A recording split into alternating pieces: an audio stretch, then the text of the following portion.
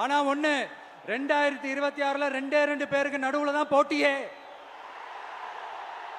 எதிர்காலம் வரும், என் கடமை வரும், இந்த கூட்டத்தின் ஆட்டத்தை ஒழிப்பேன்.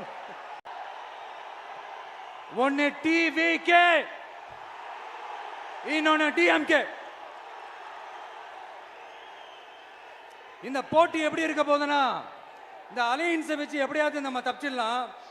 என்ன இந்த பழைய இந்த மேத்தமேட்டிக்ஸ், அரித்மேட்டிக்ஸ் இதெல்லாம் வச்சு எப்படியாவது நம்ம தப்பிச்சிடலாம் அப்படின்னு நினைக்கிறவங்களோட அந்த கனவு ஒரு நாளும் மைப்படாது. சரி, இப்ப நம்ம வேற ஒரு ஏரியாவுக்கு ஒன்று வருவோம்.